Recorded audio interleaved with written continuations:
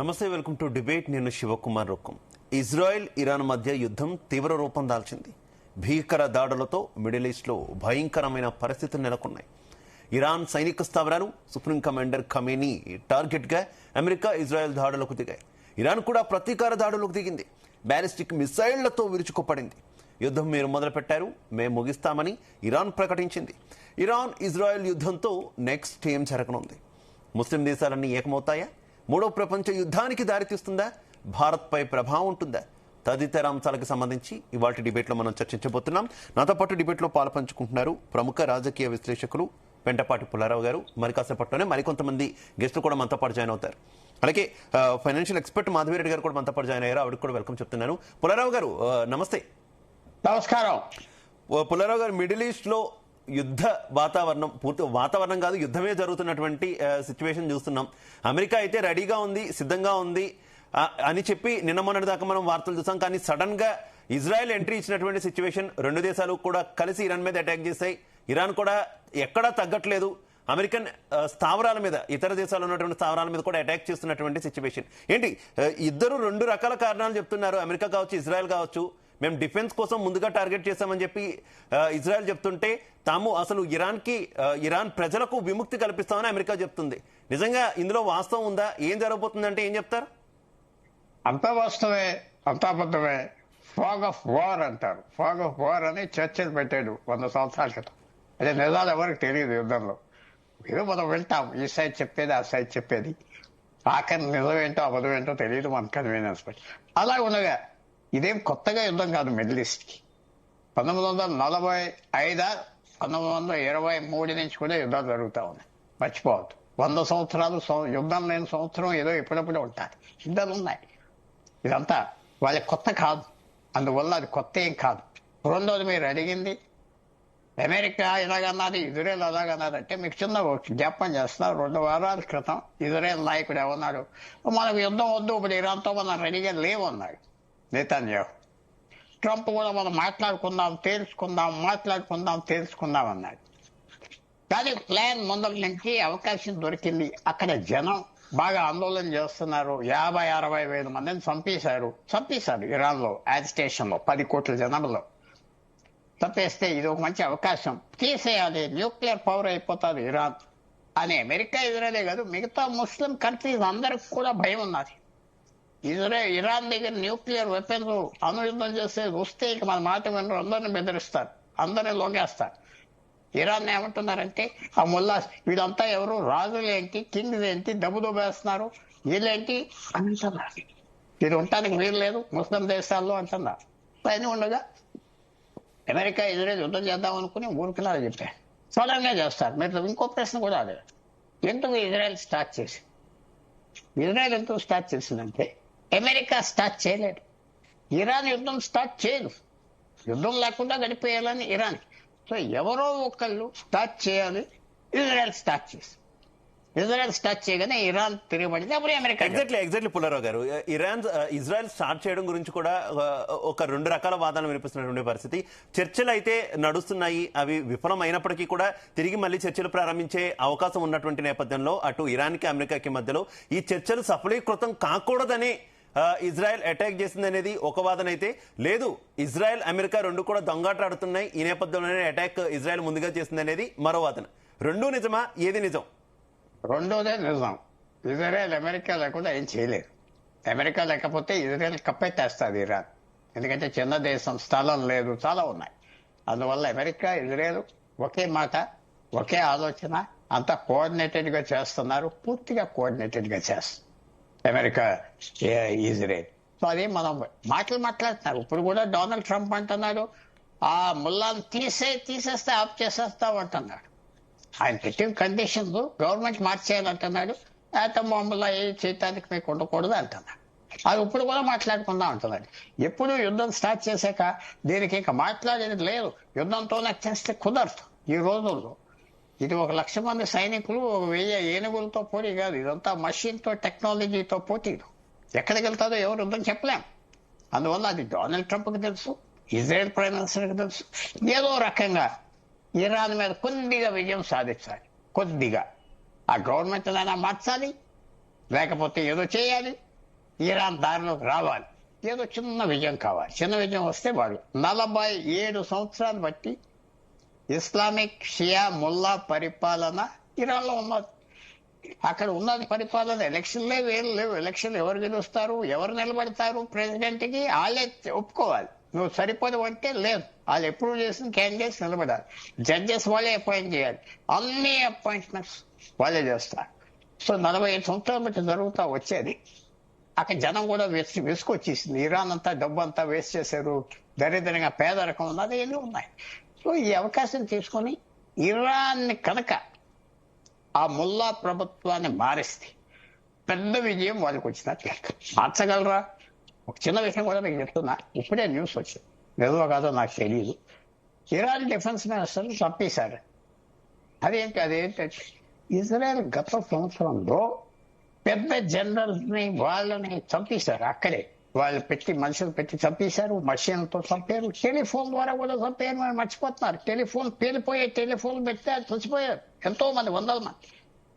So Israel ఈ యుద్ధమే కాదు, వాళ్ళు పూర్తిగా పెనిట్రేట్ చేశారు. ఏం చేస్తారో చూడాలి ఇప్పుడే. సో ఇది యుద్ధం, విశేషమైన యుద్ధం. ఇజ్రాయెల్ పెనిట్రేట్ చేశారు, అమెరికా పెనిట్రేట్ చేశారు. అక్కడ అధికారంలో ఎవరున్నారో అన్ని తెలుసు. రోబోట్స్ తో వాడి చంపారు. న్యూక్లియర్ బాంబులు తయారు చేసి చీఫ్ 1000 మంది పోలీస్ గార్డ్ చేసేవాడిని చంపారు. రోడ్డు మీద చంపేశారు అక్కడ. సో వల్ల ఏమవుతుంది చూడాలి. ఇది పెద్ద యుద్ధంగా వస్తుంది. పెద్ద యుద్ధం అవుతే మార్పు వస్తుంది కాదు, చిన్న యుద్ధం అయినా మార్పు రావు. ఈ ఆఖరి చాప్టర్ యుద్ధం ఎలా ఉంటుందో మనం చెప్పలేం. కానీ ఈసారి ఇజ్రాయెల్ అమెరికా మాత్రం ఆగరు. ఏదో మార్పు తీసుకురాకపోతే మళ్ళీ ఇలాంటి అవకాశం రాదు. అంటే మనకేంటి ఇంట్రెస్ట్, మీరు ఎక్కడో మీ ఇంట్రడక్షన్ లో భారతదేశం మీద ప్రభావం ఏంటి అన్నట్టుగా నేను విన్నా. భారతదేశానికి నేను చెప్తున్నా, మన మిత్రులు ఎవరైనా ప్యానల్ మీద నన్ను దూషించవచ్చు, లేకపోతే బయట వాళ్ళు దూషిస్తే, భారతదేశానికి యుద్ధం చాలా అవసరం. ఇరాన్ 47 సంవత్సరాలు పాకిస్తాన్ తో చైనాతో దగ్గరగా ఉండి, టర్కీతో దగ్గరగా ఉండి, టర్కీకి డబ్బు ఇచ్చి పాకిస్తాన్ కి డ్రోన్స్, వేల డ్రోన్స్ పంపించింది ఇరాన్.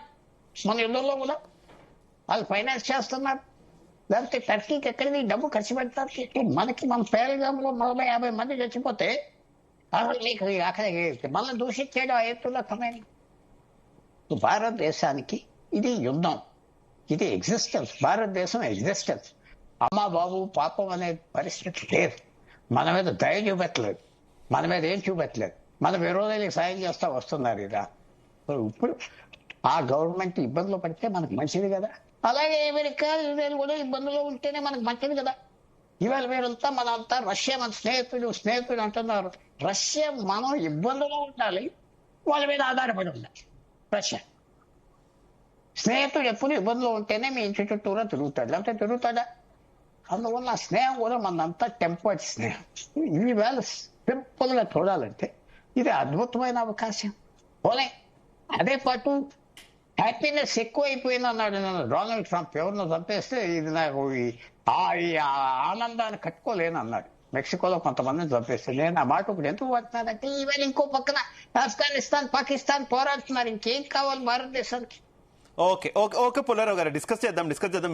మీరు అన్న పాయింట్ దగ్గర నుంచి మళ్ళీ నేను మీ దగ్గరకు వస్తాను. నేను ముఖ్యంగా భారత్ ఏ రకంగా ఇంపార్టెంట్ అన్న దాని దగ్గరికి ఒకసారి మాధవిరెడ్డి గారి దగ్గరికి వెళ్దాం. మాధవిరెడ్డి గారు, అంతిమంగా ఎక్కడ ఏ యుద్ధం జరిగినా లేదంటే ఎలాంటి కీలక పరిణామం జరిగినా సామాన్యుడైతే చూసేది దీని ఇంపాక్ట్ మా మీద ఏముంటుంది అన్న దానికి సంబంధించి ఏం చెప్తారు ఈ యుద్ధానికి సంబంధించినటువంటి అంశంలో?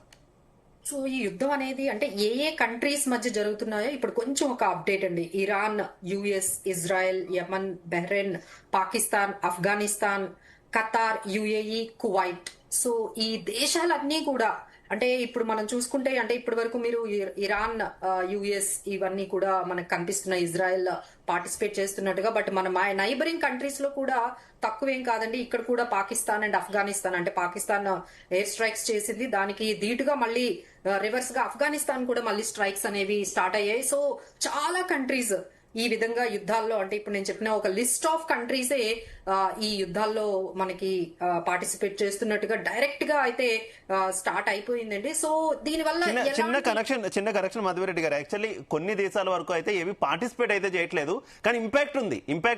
అక్కడ ఉన్నటువంటి అమెరికన్ బేసెస్ మీద మాత్రం అటాక్ చేస్తుంది కంట్రీస్. అంటే ఇప్పుడు దుబాయ్ లో మనం ఆల్రెడీ చూసాము, ఎయిర్ లైన్స్ కూడా కొంచెం ఆపేశారు. అక్కడ కొన్ని కొన్ని కంట్రీస్ లో అయితే అసలు ఒక రకమైన అంతా ఎక్కడికక్కడ ఆగిపోయి ఒక పర్టికులర్ ఎమర్జెన్సీ సిచ్యువేషన్ కూడా కొన్ని కంట్రీస్ లో మనకి జరుగుతూ ఉంది. సో భయంతో ఎమిరేట్స్ ఎయిర్లైన్స్ అసలు దుబాయ్ కి ఫ్లైట్స్ కూడా ఆపేశారంటే డైరెక్ట్ గా ఇండైరెక్ట్ గా చాలా దేశాలు దీని వల్ల మనకి ఇంపాక్ట్ అయితే కనిపిస్తున్నాయండి. సో లెట్స్ టాక్ అబౌట్ అసలు ఈ యుద్ధాలు అనేవి ఎక్కడెక్కడ మనకి ఒక సామాన్యుడికి ఎక్కడెక్కడ మనకి ఇంపాక్ట్ జరుగుతుందంటే ఫస్ట్ మనం చూస్తున్నాము gold silver prices already peak లో ఉన్నాయి. సో ఇప్పుడు ఒకవైపు పెళ్లిళ్ళ సీజన్ స్టార్ట్ అయింది. సో వాళ్ళందరికీ ఇదంతా ఒక బ్యాడ్ న్యూస్ అని చెప్పుకోవచ్చు అండి. ఇప్పుడే ఆల్రెడీ న్యూస్ కూడా వచ్చింది, గోల్డ్ సిల్వర్ 2%, 6% అనేది పెరిగిపోయాయి. సో ఇది ఒక రకంగా మనకి నెగిటివ్ గా, అంటే సిల్వర్ అయితే 3,20,000 దాటేసింది, అలానే గోల్డ్ అయితే 1,67,000 మళ్ళీ దాటేస్తోంది.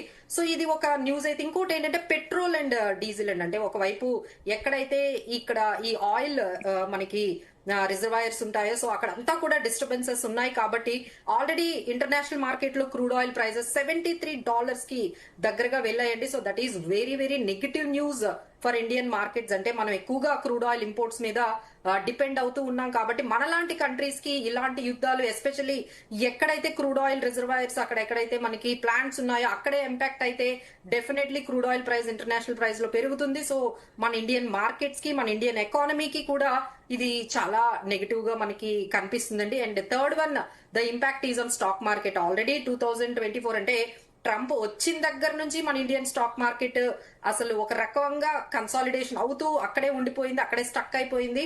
సో ఈ యుద్ధాల వల్ల ఇంకొంచెం స్టాక్ మార్కెట్స్ అనేవి ఒకవైపు యాంథ్రఫిక్, ఆర్టిఫిషియల్ ఇంటెలిజెన్స్ దీంతో సతమతం అవుతూ ఉన్నాము. టారిఫ్స్ తో ఆల్రెడీ మనము ఒక 1.5 year నుంచి సతమతం అవుతూ ఉన్నాము. ఇక దాంతో ఈ విధంగా డైరెక్ట్ అండ్ ఇండైరెక్ట్ గా ఈ యుద్ధాలు అనేవి మన స్టాక్ మార్కెట్స్ లో ఇన్వెస్ట్ చేసే ఇన్వెస్టర్స్ కి కూడా ఒక రకంగా భయం పుట్టించేటట్టుగా అసలు మండే మార్కెట్స్ ఏ విధంగా టర్న్ అవుతాయి, ఎంతవరకు అది నెగిటివ్ గా ఇంపాక్ట్ చూపిస్తుంది అనేది ఒక రకంగా అక్కడ కూడా భయంగా ఉందండి. సో దీని వల్ల ఏంటంటే ఇన్ఫ్లేషన్ కూడా చాలా వరకు పెరిగే అవకాశాలు కనిపిస్తున్నాయి. అంటే మనం ఏమైతే కొన్ని కంట్రీస్ కి ఎక్స్పోర్ట్స్ చేస్తున్నామో ఇప్పుడు కొన్ని కంట్రీస్ కి చేయలేని పరిస్థితి. ఎందుకంటే ఈ ట్రాన్స్పోర్టేషన్ గానీ లేకపోతే ఏదైతే మనము రోడ్ డిఫరెంట్ వేస్ లో మనకి ఎక్స్పోర్ట్స్ జరుగుతూ ఉన్నాయి. మన దగ్గర నుంచి బాస్మతి రైస్ కానీ, టీ కానీ, కాఫీ పౌడర్ ఇలాంటివి చాలా కంట్రీస్ పంపిస్తున్నాం అండి. ఇప్పుడు అంత ఈజీ కాదు. కొన్ని ఏవైతే బ్లాక్స్ ఉన్నాయో వాటి వల్ల మనం కొన్ని పంపించలేకపోవచ్చు, వాళ్ళందరికీ కొంచెం నష్టంగానే. అలానే మనం కొన్ని ఇంపోర్ట్స్ చేసుకుంటూ ఉన్నాము. సో దీని వల్ల కూడా అవి కూడా కొంచెం, అంటే కొన్ని ఇంపోర్ట్స్ కొన్ని ఎక్స్పోర్ట్స్ అవి డెఫినెట్ గా మనకైతే కొంచెం మన ఇండియన్ ఎక్స్పోర్టర్స్ కి, ఇంపోర్టర్స్ కి, కొన్ని కంట్రీస్ కి ఎవరైతే ఎక్స్పోర్ట్ అండ్ ఇంపోర్ట్ చేస్తున్నారో వాళ్ళు కూడా కొంచెం దీని వల్ల వాళ్ళ బిజినెసెస్ డెఫినెట్ గా ఇంపాక్ట్ అయితే కనిపిస్తుందండి. సో ఓవరాల్ గా ఇన్ఫ్లేషన్ పెరిగేటట్టుగానే మనకి, అంటే ఒక సామాన్యుడికి కూడా ఈ ఇంపాక్ట్ అనేది కనిపించే పరిస్థితికి అయితే వచ్చిందండి. రైట్, ఓకే మాధవిరెడ్డి గారు. పుల్లారావు గారు, ఇంతకు ముందు మనం చూసుకున్నాం కూడా గతంలో ఇరాన్ నుంచి మనం భారీ ఎత్తున ఆయిల్ దిగుమతి చేసుకునే వాళ్ళం. అమెరికా ఒత్తిడి మేరకు దాన్ని పూర్తి స్థాయిలో జీరోకు చేసుకున్నాం. చాలా వరకు ఇరాన్ నుంచి మనం ఆయిల్ ఇంపోర్ట్ చేసుకున్నప్పుడు లాభాలే గడించినటువంటి పరిస్థితి. ఎందుకంటే రూపాయల్లో మనం మార్కం విలువ చేసుకోవడం కావచ్చు, లేదంటే తక్కువగా చవకగా మనకు ఆయిల్ రావడం కావచ్చు, ఇవన్నీ కూడా అమెరికా ఒత్తిడితో మనం కోల్పోయినటువంటి పరిస్థితి. ఇక చబహర్ పోర్ట్ మనకి ఎంతో కీలకమైనది. కానీ చబహార్ పోర్టు విషయంలో కూడా కొంత వెనకడుగు వేయడం, మళ్ళీ ముందడుగు వేయడం, అటు ఇటు కానటువంటి సిచ్యువేషన్స్ మనం చూసినటువంటి పరిస్థితి. ఒక రకంగా ఇరాన్ కూడా భారత్కు మిత్రదేశమే. ఆఫ్ కోర్స్ మీరు అన్నట్టు అటు పాకిస్తాన్తో లేదంటే చైనాతో కొంత స్నేహం నెరిపినప్పటికీ కూడా ఇండియా కూడా మంచి మిత్రదేశమైనటువంటి ఒక పేరు ఉంది కదా. ఏంటి ఈ నేపథ్యంలో ఇండియా కంప్లీట్ గా వన్ సైడ్ ఏమైనా టర్న్ అవుతుందా ఇరాన్ని పూర్తిగా దూరం చేసుకుంటూ? అంటే ఏం చెప్తారు? ఫస్ట్ మాధవరెడ్డి గారు చెప్పింది చాలా కరెక్ట్, కొంతవరకు నేను అగ్రీ అవుతున్నా. కొంత విషయంలో ఒక్క విషయంలో ఆమెతో కొద్దిగా నాకు తేడా. ఆయిల్ ప్రైస్లు కొంతవరకు పెరుగుతాయి కానీ పడిపోతాయి. గవర్నమెంట్ కనుక అక్కడ మారిపోతే వారన్నా $75 40 అయిపోతాయని నేను ఛాలెంజ్ చేస్తున్నాను. సాఫ్ట్ గా, హార్డ్ ఛాలెంజ్ కాదు, సాఫ్ట్ ఛాలెంజ్. $40 పడిపోతాయని నా ఊహ. అది ఎప్పుడుదా మీరు యుద్ధం అది రెజ్యూమ్ చేంజ్ అయిపోతే పడిపోతుంది. వెనుజువేలా రెజ్యూమ్ చేంజ్ అవగానే ఇండియా కొంటుంది కదా ఆయిల్, చాలా అవసరం మనకి. సో అది ఆ ఒక్క పాయింట్ మీద వారితో నేను డిసగ్రీ అవుతున్నాను. ఇంకో పాయింట్ మీరు అన్నది, భారతదేశం వెళ్ళి ఇజ్రాయెల్ తప్పట్లు కొడతలేదు. ఏదో మన ప్రైమ్ మినిస్టర్ వెళ్ళి ఇజ్రాయెల్ కలిసి వచ్చాక యుద్ధం స్టార్ట్ చేశాడని వీళ్ళు వాళ్ళు అంటున్నారు. అవన్నీ మామూలే. భారతదేశం చాలా పెద్ద మనిషి తరాగా బిహేవ్ చేస్తాడు. ఇలాంటి వాటిల్లో చాలా నీతులు చెప్పి చాలా చక్కగా ఎదురు పోరాడొద్దు, ఇద్దరు అని చెప్తాం. జరిగే పని జరుగుతాం. ఒకటి. రెండోది మీరు అన్న మాట కూడా మనకి ఇస్లామిక్ ముల్లాస్కి మంచి పని లేకపోయినా ప్రజలతో బ్రహ్మాండమైన సంబంధం ఉన్నది. 1870 వరకు లేకపోతే 1900 వరకు భారతదేశంలో అఫీషియల్ లాంగ్వేజ్ ఏదంటారు? Persian language. నవాబ్ నిజాం కూడా పర్షియనే వాడేవాడు. ఏదో 1915-20లో ఇది ఉర్దూకు వచ్చాడు. మొఘల్ ఎంపరర్స్ అందరూ పర్షియన్, రాజ్పుట్ రాజాలు కూడా పర్షియన్. సో మనకి పర్షియాకి చాలా సంబంధం ఉన్నాయి. మనకి వాళ్ళ ఇస్లామిక్ దేశం అయిపోయాక సంబంధాలు కొద్దిగా తేలిపోయినా మనకి ఇప్పుడు మంచి సంబంధం ఉన్నాయి పర్షియాతో. పాత సివిలైజేషన్స్ వాళ్ళు 3-4 సంవత్సరాలు, మనం 7-8 సంవత్సరాలు. ఇలాంటి సామ్రాజ్యాలు సాధారణంగా పోరాడుకోరు ఒకరితో ఒకరు. మంచి సంబంధాలు ఉన్నాయి, ప్రజలతో ఉన్నది, బిజినెస్ తో ఉన్నది, గవర్నమెంట్ తో ఉన్నది. వాళ్ళు ముల్లాలు ఏం చెప్పినా కింద వాళ్ళు చాలా కేర్ఫుల్ గా ఉంటారు మనతో. చాబహార్ పోర్ట్ ఎందుకు ఇచ్చారు? పాకిస్తాన్ ఇవ్వద్దన్నా. ఆఫ్ఘనిస్తాన్కి దారి. ఆఫ్ఘనిస్తాన్ ఇవాళ పాకిస్తాన్ తో పోరాడుతుందంటే ఆ చాబహార్ పోర్ట్ నుంచి 500 మైల్ రోడ్ వేశారు భారతదేశం. వాళ్ళకి పాకిస్తాన్ కంట్రోల్ చేసి మంచి సంబంధం ఉంటుంది ఇరాన్తో. నేను అనేది ఏమిటంటే రియల్ గా బెనిఫిట్ మనకు ఉంటుంది. ఆ గవర్నమెంట్ మారిపోతే బెనిఫిట్. ఇది హార్డ్ పాలిటిక్స్, సెంటిమెంట్ లేని ప్లేస్ ఇంటర్నేషనల్ పాలిటిక్స్. భారతదేశానికి టెర్రరిజం యూరోపియన్ దేశాలు కండెమ్ చేశారా? పేరు పెట్టి పాకిస్తాన్ ఇవాళ వరకు చెప్పండి. ఇవాళ వరకు ఎవరు చేయలేదు. చైనా మన మీద పడిపోయినా ఎవరైనా అడ్డం పడ్డారా? చైనాతో వ్యాపారాలు ఉన్నాయి, పడలేదు. సో నేను చెప్పేది ఏంటంటే మనకు మంచిది, కానీ బయటేం చెప్పట్లేదు. 1 sided గా వెళ్ళే పరిస్థితే లేదు అసలు. ఇంకా ఇరాన్ తరఫునే క్వైట్ గా కూడా మనం ఉంటాం. ఎందుకంటే వాళ్ళు ఎలాగో మనకు పర్మనెంట్ గా కావాలని ఆ రాయబారాలు జరుగుతూ ఉంటాయి. రాయబారాలు. సో ఆ ప్రాబ్లం లేదు. మెల్లగా మీరు అలాగే అలాగే అలాగే అలాగే పుల్లారావు గారు, మనం గతంలో చూసుకున్నా కూడా ప్రధానంగా అమెరికా ఒత్తిడి, మనం ఏ దేశంతో దౌత్యం చేయాలి, ఏ దేశం దగ్గర ఆయిల్ కొనాలి అన్నదానికి సంబంధించి అమెరికా ఒత్తిడి వల్ల భారత్ తలొగ్గుతుంది అనేటటువంటి వ్యాఖ్యానాలు ఎక్కువగా వినిపిస్తున్నటువంటి పరిస్థితి. ముఖ్యంగా ఈ మధ్య రష్యన్ ఆయిల్కి సంబంధించి డొనాల్డ్ ట్రంప్ కామెంట్ చేయడం కావచ్చు, భారత్ తగ్గించుకుంటుంది అనేటటువంటి భరోసా నాకు ఇచ్చిందని చెప్పి ఆయన చెప్తూ ఉండడం కావచ్చు. అఫ్ కోర్స్ ఇండియా మాత్రం ఎలాంటి అఫీషియల్ స్టేట్మెంట్ ఇవ్వకపోయినప్పటికీ కూడా గణాంకాలు చూస్తే మాత్రం కొద్దిగా తగ్గిస్తూ వస్తుంది అనేటటువంటి వార్తలు అయితే బయటకు వస్తున్నటువంటి పరిస్థితి.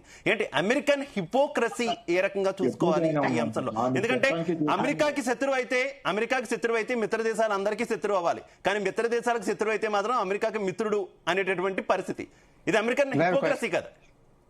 కొంచెం ప్రాక్టికల్ గా చెప్తున్నా. మన ఫ్రెండ్ జాయిన్ అవ్వారు పాపారావు గారు. I know his views. So కొంచెం ప్రాక్టికల్ గా చెప్తున్నాను ఆయనకు ముందలే. ప్రాక్టికల్ గా ఏంటంటే అమెరికా దగ్గర ఫైనాన్షియల్ వరల్డ్ వాళ్ళ చేతిలో ఉన్నది. శాంక్షన్స్ అంటే ఏంటి? ఇంకా బ్యాంకింగ్ ట్రాన్సాక్షన్స్ ఆఫ్ చేసేస్తారు. Good bye. ఎన్నో ఉన్నాయి పట్లు. వాళ్ళు పాకిస్తాన్ ఎంకరేజ్ చేస్తారు మన మీద, ఓపెన్ గా సీక్రెట్ గా చేస్తున్నారు. ఎన్నో ఉన్నాయి పట్లు మన మీద. సో మనం కూడా ఇంటర్నేషనల్ గా ఏం చేసావు? ఇరాన్ ఆయిల్ కొంట మానేయమంటే సంవత్సరం వరకు మెల్లిగా కొంటా పోయా. చాబహార్ పోర్ట్ మూసేయమంటే 6 నెలలకు ఒకసారి అమెరికా మనకు పర్మిషన్ ఇస్తారు. ఎందుకంటే ఎక్స్ప్లెయిన్ చేసాం. ఇది ఆఖరిని చైనీస్ కి దెబ్బ కొడుతుంది. ఆఫ్ఘనిస్తాన్ సెంట్రల్ ఏషియాని రూట్ పెట్టుకుంటే చైనా డామినేషన్ పోతుంది ఆ సెంట్రల్ ఏషియా మీద. తప్పదు. అంటే ఇది మనం హీరోయిక్ గా బయటకు వస్తే మీకు సంవత్సరానికి 3-4 లక్షల వీసాలు కావాలా పనిచేయటానికి. మీరు చెప్తున్నా ఎక్కువ తెలుగు రాష్ట్రాల మీద ఉన్న ప్రెషరు, ఆశ గురించి ఇంకా అమెరికా కొద్దిగా ఈ గవర్నమెంట్ లో ఉన్నది. ఏ గవర్నమెంట్ అయినా ఇది కొత్త విధానాలు మనం అడ్జస్ట్ చేసుకొని పోవాలి. అమెరికా రష్యన్ ఆయిల్ కొనొద్దంటే ఎస్ కొంటామని తగ్గిస్తూ వస్తున్నాం. ఏంటి మన గ్యాంబుల్? ఒక 6 నెలల్లో 3 నెలల్లో యుద్ధం ఎలా అయిపోతుంది. వాళ్ళు సాటిస్ఫై చేశాం. ట్రంప్ సైకాలజీ అర్థం చేసుకుని చుట్టూరా ఉన్న వాళ్ళు పట్టుకుని మెల్లిమెల్లిగా తప్పదు. భారతదేశం చైనా కాదు. భారతదేశం దగ్గర మ్యాగ్నెట్స్ లేవు, ఏమీ లేవు. చైనాతో యుద్ధం చేస్తే చైనా నుంచే మనం ఇంపోర్ట్ చేసుకోవాలి సరుకులు. చైనా మన మెయిన్ పార్ట్నర్. వాళ్ళతో యుద్ధం అనుకున్నది. ఇవన్నీ కాంట్రడిక్షన్స్. ఆన్సర్ లేని, జవాబు లేని స్నేహాలు, జవాబు లేని విరోధం. స్నేహంలో విరోధం, విరోధంలో స్నేహం. అవన్నీ మేనేజ్ చేసుకుంటా పోవాలి. చేస్తాం. సో అమెరికా చేస్తుందంటే అందరూ చేస్తున్నారు. ఎందుకు ఫాలో అవుతున్నారు? ఫైనాన్షియల్ వరల్డ్ వాళ్ళ చేతిలో ఉన్నారు. ఫైనాన్షియల్ వరల్డ్ ఆర్కిటెక్చర్ వేరే చైనా అప్పటి వరకు బిల్డప్ చేయలేదు. అంత డబ్బు ఉండినా, అంత బలం ఉండినా. సో అందువల్ల అడ్జస్ట్ అవుతున్నారు. ఇది మన్మోహన్ సింగ్ గవర్నమెంట్ అవునాయి, లేకపోతే మోడీ గవర్నమెంట్ అవునాయి, ఇంకో గవర్నమెంట్ అవునాయి. అడ్జస్ట్ అవ్వాలి. కాంట్రడిక్షన్స్ ని మేనేజ్ చేసుకోవాలి, తప్పదు. ఏ దేశానికైనా ఏ దేశం డిప్లొమసీ ద్వారా మేనేజ్ చేసుకోవాలి. మేనేజ్మెంట్ తప్పదు, కానీ ట్రస్టెడ్ అలైస్ ని దూరం చేసుకుంటున్నామా? ఎందుకంటే అమెరికాకి దగ్గరగా ఉన్నటువంటి దేశాల పరిస్థితి ఏంటి? ఇప్పుడు ట్రంప్ లాంటి అధ్యక్షుడు వచ్చిన తర్వాత గ్రీన్లాండ్ విషయంలో ఏం జరిగింది? మనం ఎంత అమెరికాకి దగ్గరైనా నిజంగా ఏమైనా రేపు పొద్దున్న ట్రంప్ లాంటి మరో వ్యక్తి వచ్చి పడితే ఎంత మిత్ర దేశం అయినా కూడా పరిస్థితి బాగోదు కదా అనేటటువంటి ఒక వ్యాఖ్య ఉంది కదా. అంటే ప్రెసెంట్ చూసుకుంటే సరిపోతుంది అంటారా పాపారావు గారు ఫ్యూచర్? రైట్ మనతో పాపారావు గారు జాయిన్. పాపారావు గారు మీట్లో ఉన్నారు. పాపారావు గారు నమస్తే. నమస్తే అండి. పాపారావు గారు, మొత్తం మిడిల్ ఈస్ట్ అంతా కూడా రగిలిపోతున్నటువంటి సిచ్యువేషన్, మీ వ్యూస్ ఏంటి, ఏం చెప్తారు? అదే మన సారు పుల్లారావు గారు ప్రాక్టికల్ గా ఉండటం అనేది చెబుతున్నారు, కానీ ప్రాక్టికల్ గా ఉండటం అంటే ఈ రోజు అమెరికాకి దూరంగా ఉండటం. ఎందుకంటే అమెరికా చేసిన హాని ఈ రోజు H1B వీసాల దగ్గర నుంచి మొదలుపెట్టి మన వ్యాపారంలో మనతో వ్యవహరించే తీరు దగ్గర నుంచి మన ప్రధానమంత్రి నిత్యం అవమానిస్తున్న తీరు దాకా ఏ రకంగా సాఫ్ట్వేర్ తీసుకున్నా హార్డ్వేర్ తీసుకున్నా అమెరికా వల్ల మనకు ఉపయోగం లేకపోగా అమెరికా $500 బిలియన్ల మనల్ని కొనమంటది 5 ఏళ్లలో. అంటే $100 బిలియన్ల. ఇప్పుడు ఎంత కొంటున్నాం? సుమారు $45 బిలియన్ల యాన్యువల్ గా కొంటున్నాం. అవితో పెంచాలి అంటే ఏ చెత్త అమ్మితే వాడు ఆ చెత్త కొనాలి. కోవిడ్ మాస్కులు కూడా లేని, కోవిడ్ మాస్కులు కూడా ఇప్పుడు చూసుకుంటే హై సీస్ లో అంటే మెడికల్ ఇవన్నీ క్యారీ తీసుకొని మెడికల్ ఎక్విప్మెంట్ ఇట్లాంటివన్నీ తీసుకొని వెళ్తున్న షిప్పులు వేరే దేశాలకు వెళ్తున్నాయి, చైనా నుంచి. అట్లాంటి షిప్పుల్ని హైవేలో హై సీస్ లో కొనుక్కొని అక్కడ అర్ధంతరంగా దారిలో ఆపి కొనుక్కొని ఎక్కువ డబ్బులు పెట్టి తీసుకెళ్లిన దేశం అమెరికా. దాని దగ్గర ఏముందని ఏం కొనాలి మనం మళ్ళీ ఈ రకంగా మనల్ని హింస పెడుతున్న వాళ్ళతో మనకి స్నేహం ఏంటి? ప్రాక్టికల్ గా ఉండటం అంటే ఈ రోజు మనం అమెరికాతో ఉండటం కాదు, అమెరికాకి దూరంగా జరగటమే. కానీ మనకున్న అబ్సెషన్స్ కొన్ని ఉన్నాయి. అబ్సెషన్స్ వల్ల ఇంకా అక్కడే ఉండిపోతున్నాం మనం. అబ్సెషన్స్ గురించి చాలా ఇవాళ పత్రికలు నిన్న పత్రికలో కూడా Financial Express or Business Standard చదవండి మీరు. వ్యాసాలు చాలా. చైనాతో మనకి 1,000,000 తగాదాలు ఉన్నాయి, కానీ చైనాతో వ్యాపారం చేసుకోవడానికి అభ్యంతరం ఉండక్కర్లా. వియత్నాం కి చైనాకు కూడా తగాదాలు ఉన్నాయి. చైనా వియత్నాం మధ్య కూడా యుద్ధం జరిగింది. వియత్నాం చేతిలో చైనా ఓడిపోయింది ఆ రోజు యుద్ధంలో. అయినా కానీ చైనా వియత్నాంతో వ్యాపారం చేస్తుంది. వాళ్ళిద్దరు వ్యాపారం చేసుకుంటున్నారు. వాళ్ళ మధ్య 1,000,000 తగాదాలు ఈ రోజు కూడా ఉన్నాయి. వాళ్ళకి సరిహద్దు తగాదాలే ఉన్నాయి అట్లాంటివి. కాబట్టి నేను చెప్పేది ఒకటే, అవన్నీ ఉండేవండి. కానీ ఈ రోజు మన సొంత ప్రయోజనాలు మనం చూసుకోవటం నేర్చుకోవడానికి కాలం, దానిలో కూడా ముఖ్యంగా ప్రాక్టికల్ గా ఉండటం అమెరికాతో ఉండటం కాదు. ఈ రోజు మనం అదే ఇప్పుడు ఒకటే చెబుతాను, ఈ రోజు అమెరికాతో ఉండటం వాళ్ళు ఎన్ని రకాలు నష్టపోతున్నాం. మనం ఎప్పుడో సుదీర్ఘకాలపు చరిత్రలో చాలా పాత దేశాల చరిత్ర మంది, ఎప్పుడుదో సనాతన చరిత్ర భారతదేశాన్ని ఇరాన్ అని మాట్లాడుకుంటున్నాం. కాబట్టి మనం స్నేహం చెడదంటున్నాం. కానీ రష్యాతో కూడా ఇలాగే అంటున్నాం నిన్నటిదాకా. కానీ అమెరికా బెదిరించి రష్యా నుంచి ఆయిల్ కొనొద్దంటే ఇప్పుడు రష్యాకి భారతదేశానికి గ్యాప్ వచ్చే పరిస్థితి రాలేదా? మాట్లాడటలేదా? ఎవరు గ్యాప్ వచ్చే అవకాశం ఉందని ఎంతమంది విమర్శించట్లా? మనం అంత దూరం కాకూడదు రష్యాకి, వీళ్ళకి భయపడి రష్యాని దూరం చేసుకోవటం ఏంటని. వ్యాపారం కాదు. అయితే వ్యాపారంలో కూడా నమ్మకాలు ఉండాలి. వ్యాపారం అంటే రోజుకో రకంగా గాలివాటుగా ఇవాళ ఇస్తూ ఉంటాను, రేపు ఇంకోటి ట్రాన్సాక్షన్ ట్రంప్ తరహాలో చేసేది వ్యాపారం కాదు. ట్రంప్ని ఎవడు ఎందుకు నమ్మటల్లా? ఆయన వ్యాపారం ఎలా ఉందంటే నమ్మకాలకి తావు లేదు, అక్కడ పైసాకే తావు. కాబట్టి నమ్మకాలకు కూడా ప్లేస్ ఉంది. వ్యాపారంలో కూడా క్రెడిబిలిటీకి, గుడ్ విల్ కి ప్లేస్ ఉంది. ఆ క్రెడిబిలిటీ, గుడ్ విల్ మనకి ఇరాన్ తో ఉంది, రష్యాతో ఉంది. అది పోగొట్టుకోకూడదు, చెడగొట్టుకోకూడదు. దానిలో వ్యాపారం కూడా ఉంటది. అలాగే పుల్లారావు గారు అలాగే పాపారావు గారు మీరు లేట్ గా జాయిన్ అయ్యారు. ఇందాక పుల్లారావు గారు ఒక పాయింట్ మనకి చెప్పారు. ఇక్కడ ప్రస్తుతం జరుగుతున్నటువంటి ఈ వార్ లో ఇరాన్ లో కనుక రెజ్యూమ్ చేంజ్ జరిగితే ఇండియాకి ఇంకా బెనిఫిట్ అవుతుందని ఆయన అభిప్రాయం వ్యక్తం చేశారు. పుల్లారావు గారు లాంటి వాళ్ళు చెప్పడం. పుల్లారావు గారు I think always is some ethics. నేను నాతో చాలాసార్లు పర్సనల్ గా కూడా మేము ఎంత మాట్లాడుకుంటాం. అట్లాంటి పుల్లారావు గారు ఈ మాట అంటూ నాకేం నచ్చలా. ఆయన హాస్యంగా పరిహాసంగా అంటున్నారేమో కానీ సరదాగానే ఉండాలి. ఆయనకి ఇంకేం తోచక సాయంత్రానికి ఇంకా కాలక్షేపం లేక అనే మాట కానీ అది. లేకపోతే నిజంగా ఎవరు అట్లా ఇప్పుడు మనం అట్లా ఇరాన్ గురించి ఎట్లా మాట్లాడతామండి? మనం అన్యాయం జరుగుతుంది. ఈ రోజు ఎవరెవరి మీద అటాక్ చేశారు? ఇరాన్ పోయి ఇజ్రాయెల్ మీద అటాక్ చేసింది, అమెరికా మీద అటాక్ చేసింది. ఎవరెవరి మీద అటాక్ చేశారండి? ఇద్దరు కలిసి ఇరాన్ మీద పడ్డారు. పోయి అణ్వాయుధ కార్యక్రమం అంటున్నారు. అణ్వాయుధ కార్యక్రమం ఉంది, మా భయం వాళ్ళు ఏదో చేస్తారని. ఈ అణ్వాయుధ కార్యక్రమాన్ని సర్వనాశనం చేశామని మొన్న మధ్య కదా ఇజ్రాయెల్ తో ఇరాన్ యుద్ధం జరుగుతున్నప్పుడు జోక్యం చేసుకుని అమెరికా వాళ్ళు పోయి అక్కడ బాంబులు వేసి అణ్వాయుధ కార్యక్రమం మొత్తాన్ని ముగించేసాం, ఇక అక్కడ ఏమీ లేదని చెప్పారు. పోయిన వారం కూడా, అంటే ఈ వారం బిగినింగ్ లో కూడా America white house spokes man కూడా చెప్పాడు అణ్వాయుధ కార్యక్రమం మొత్తం ముగించేసాం, అక్కడ ఏం లేదు, క్లీన్ స్మాష్ అయిపోయింది మొత్తం అని. మరి ఇప్పుడు ఇంకా అణ్వాయుధ కార్యక్రమం కారణం ఎక్కడ? అన్ని అబద్ధాలు. నెల నుంచి చెబుతున్నాం. నెలన్నర క్రితం ఇరాన్ లో ఆందోళన జరుగుతుంటే విద్యార్థులు ఆ ధరలు పెరిగినాయి. వాళ్ళ అంతర్గత సమస్య. భారతదేశంలో కూడా అలాంటివి జరుగుతాయి. వాళ్ళు అక్కడ పోయి జోక్యం చేసుకుని రండి మేము వచ్చి మిమ్మల్ని కాపాడుతామని చెప్పి ఇష్టం వచ్చినట్టు వాళ్ళని రెచ్చగొట్టి ఆ దేశంలో ప్రభుత్వాన్ని పడగొట్టడానికి ట్రై చేస్తే అది న్యాయమా? అది చేయలేక ఆ ఉద్యమం ఆగిపోయింది. ఇంకేం చేయాలో తెలియక ఇప్పుడు ఇరాన్ని చుట్టుముట్టి బాంబులు వేయటం న్యాయమా? దీనిలో ఏం న్యాయం ఉంది? ఎంతకాలం నుంచి చేస్తున్నారు ఈ దాష్టికం? కాబట్టి ఇట్లాంటివి మనం ఇట్లాంటి వాటిలో ఇరాన్ రిగైన్ చేంజ్, వాళ్ళకి అణ్వాయుధాల ప్రశ్నే కాదు, అక్కడ ప్రభుత్వాన్ని కూల్చేయాలి. ఆ ప్రభుత్వానికి నాతో వీళ్ళు రెండోది ఇక్కడ ఇరాన్ నుంచి, వెనుజులా నుంచి, రష్యా నుంచి కూడా మనం కొంటున్న ఆయిల్ చైనా కూడా కొంటుంది. కాబట్టి ఏంటంటే ఇందాక ఎవరు చెప్పారు కదా, వెనుజులా నుంచి కొనించాలి అనే ఆలోచన కూడా వేరే టీవీలో అనుకుంటేదో, వెనుజులా వైపు డైరెక్ట్ చేయాలి ఆయిల్ కొనుగోలు అనేది ఒక ఆలోచన ఉంటే ఉండొచ్చు. అంటే ఇష్టానుసారం అమెరికా ఇష్టారాజ్యంగా సాగాలి. ప్రపంచంలో రెండవ ప్రపంచ యుద్ధం తర్వాత 230, 240 యుద్ధాలు జరిగితే దానిలో 200 పైగా యుద్ధాల్లో అమెరికాదే భాగస్వామ్యం. ప్రపంచంలో జరిగిన కుట్రలు, కుహాకాలు, రాయకుల్ని పడగొట్టాలు, అధ్యక్షుల్ని చంపటాలు, కూపు డిటాట్లు అన్నింటిలో అమెరికాదే భాగస్వామ్యం. ఇంత దుర్మార్గమైనటువంటి వ్యవహార శైలి ప్రపంచం అందరికీ అర్థమైంది. భారతదేశంలో నిన్నటిదాకా మనం తెలుగు రాష్ట్రాల్లో కూడా చూస్తున్నాం, అమెరికా పట్ల సానుభూతి ఉండేది, అమెరికా పట్ల అదో ప్రజాస్వామిక దేశం అనేది ఉండేది. ఈ రోజు అందరికీ అర్థమవుతుంది ఇది ఒక ట్రంప్ గురించి అయితే అసలు మామూలుగా లేదు కోపం. అమెరికా ఎట్లాంటి వ్యవహార శైలి అనేది భారతదేశంలో ఎంత రియాక్షన్ వచ్చింది.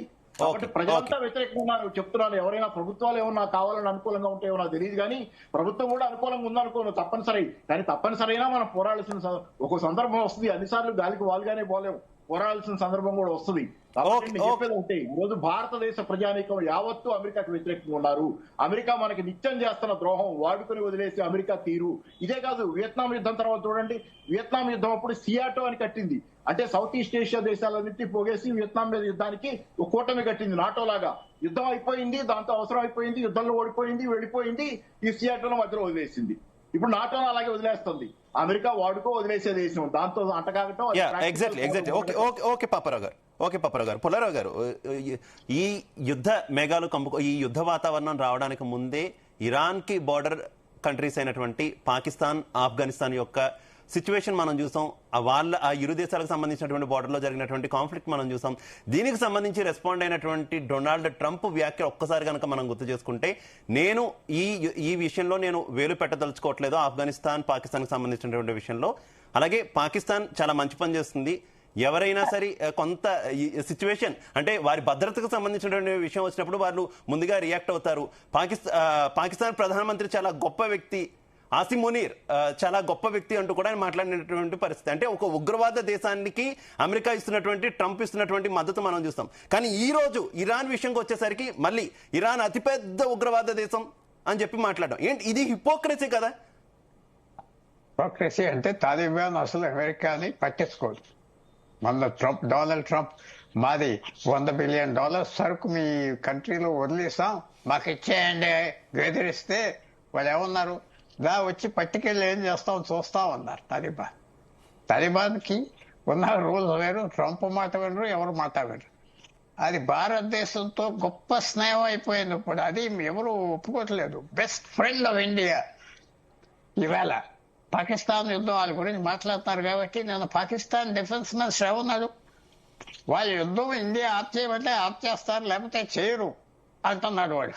సో అందువల్ల నేను చెప్పేది, అమెరికా ప్రెసిడెంట్ ఏమన్నాడు, నా బెస్ట్ ఫ్రెండ్ ఆ యుద్ధం చేసుకుని అది చంపేదే అంటున్నాడు. ఏమీ లేని తాలిబాన్ లా కూడా ఇండియా రియాక్ట్ అవ్వట్లేదు, అమెరికాకి దాసోహం అయిపోతుంది అనేది ఒక వెర్షన్.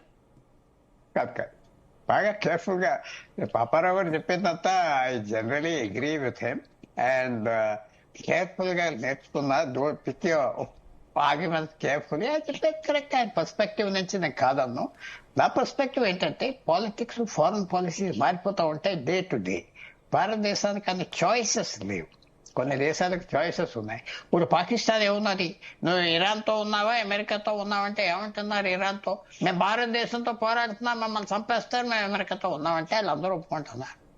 నీ చాయిస్ ఎవరు, ఇరానా మేవా, నీ ఎయిర్ బేసెస్ వాడొచ్చా, బాంబు చేయటానికి అంటే వాడకూడదు అన్నారు పాకిస్తాన్, మమ్మల్ని ఎంబారెస్ చేయదు అన్నారు. సో మనం ఆ అడ్వాంటేజ్ మనకి లేదు. సో అందువల్ల కొన్ని రోజులు నేను ఇందాక కూడా చెప్పింది ఏంటంటే, చాలా మంది డిసగ్రీ అవుతారు. I appreciate. వార్స్ వస్తాయి, వార్స్ ప్రపంచంలో చాలా వార్స్ జరుగుతున్నాయి. ఆఫ్రికాలో యుద్ధాలు జరుగుతున్నాయి, ఎవరు పట్టించుకోవట్లేదు. ఇరాన్ ఒక పెద్ద దేశం, ఆయిల్ గీలు ఉన్నది, పక్కన మధ్యన ఇజ్రాయెల్ ఉన్నది కాబట్టి పట్టించుకుంటాం. సో ఇది ప్రతి వార్కి ఒక బెనిఫిషియరీస్ ఉంటారు, చేంజ్ వస్తుంది, తర్వాత వారు ఎంతవరకు వెళ్తుంది? ఒకవేళ 1% ఛాన్స్ ఉన్నది. ఇదంతా కోరియోగ్రాఫ్డ్ యుద్ధమా అంటే ముందలే ఏదో యుద్ధం చేద్దాం తర్వాత సీజ్ ఫైర్కి వెళ్దాం అనుకున్నారా? అది చూడాలి. ఇప్పటి వరకు రియల్ టార్గెట్స్ ఇంకా ఒకరి మీద ఒకరు వేసుకోవట్లేదు. ఇరాన్, ఇజ్రాయెల్ అండ్ అమెరికా అవేవో అక్కడక్కడ టార్గెట్స్ గా వేస్తున్నారు. చూడాలి ఈవేళంతా. కానీ నా స్టాండ్ ఏంటంటే తప్పకుండా ఇదేమి మనకి ఇతర నేను చెప్పేది ఈ జియో పాలిటిక్స్ దాని మీద అలా చెప్తున్నాను. తప్పకుండా ఒక ఇంట్రెస్టింగ్ ఆపర్చునిటీ ఫర్ ఇండియా. ఎలా వచ్చినా రెజిమ్ మారుతుందా అక్కడ, లేకపోతే ఆ రెజిమ్ ఉంటుందా, తగ్గిపోతుందా, ఇజ్రాయెల్ ఇబ్బంది పడుతుంది, ఇంకేమనేమి చెప్పలేం. వార్ స్టార్ట్ అవి 12 గంటలు అవ్వింది. ఏ పక్కన వెళ్తారు, ఎలా వెళ్తారు, ఇంకా టైం ఉన్నది. కానీ ఆప్షన్స్ అనేవి ఇండియా కొన్ని మంచి ఆప్షన్స్ ఉన్నాయి, బయటకు వస్తున్నాయి దీని మీద.